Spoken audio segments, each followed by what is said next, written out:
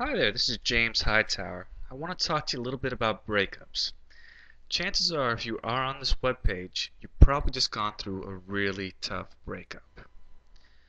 I can certainly empathize with what you're going through. I went through it myself. Everybody has to go through it at least one time or another. It's just part of society. We've all been there, we know what it's like. You feel like you lost your soulmate or the person you really care about, and you're not really sure what to do. The problem is, most people, when they try to get back together with their ex, they don't really know the right way of doing it. There's three common mistakes that most people make. They either try the brute force approach.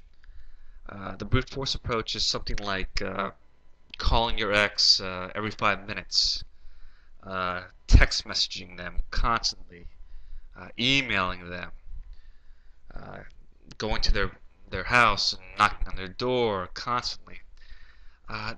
These kind of people feel like they can somehow will the relationship back together. But that's really not how how it works. Think about it from their perspective, from the ex's perspective.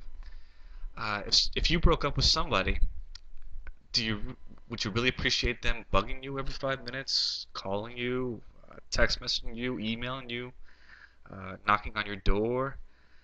Uh, it doesn't work that way. Um, but for whatever reason, people still make this mistake. They somehow feel as if they can just kind of just force their way back into this person's life, and that's not the way it works. Another approach that people like to take is the begging and pleading approach. It's certainly understandable why somebody would take this kind of approach. I mean, after all, it's you're in a very emotional state right now, and you just want this person back in your life. Um, but begging and pleading is really not the way to go. Again, think of it from their perspective.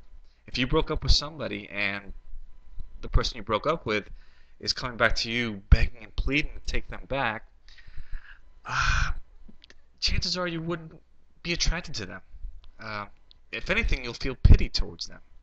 And pity does not equal attraction. At the very best, you'll get is maybe a platonic friendship out of it. But they won't see you in that same light that they did when you first started the relationship. And another way people like to go is they use the movie formula. They've seen one too many movies and they think this will work in reality. When I think about this, I think about that classic scene in Say Anything with John Cusack, where he holds the the stereo above his head and it's playing In Your Eyes by Peter Gabriel, and it's a beautiful moment and it's a great film. I love the film too, but people have this idea that, oh, if I did this, then I can get my ex back. Not really. Uh, there's a reason why movies are called movies and reality is called reality. They don't really intertwine very well. Uh, Chances are it would just be uncomfortable if you tried to do something like that. So we need to be more realistic about this. How to get your ex back. These three methods that I discussed are probably the most common ways most people try to get their ex back. But the truth is, you need to be less obtrusive. You have to let your ex breathe. And quite frankly, you need a plan. This isn't something that you can just wing it and expect to have come up with good results. There should be no improvisation. You should have a set plan that takes from point A, which is the end of the breakup, to point B, the beginning of the reconciliation. The thing is that people that get dumped feel as if it's maybe they did something wrong, and they might have, and but they feel that it's something that their ex will never take them back for. Like the most common thing is uh, cheating. When somebody cheats on another person and that person breaks up with them, they feel as though, well, this is it. I ruined it, and I can never get back together with this person. Not true. In fact, I bet that you can think of at least one couple that have gone through that, where somebody cheated and they still ended up getting back together. It happens. It's a horrible thing, but it does happen. And people get back together. It happens every day, I bet you can name at least a couple people like that. It's just a part of our society. But the thing is, you shouldn't throw in the towel. Yes, you might have done a horrible thing, but it's not the end of the world. You can still recover from it.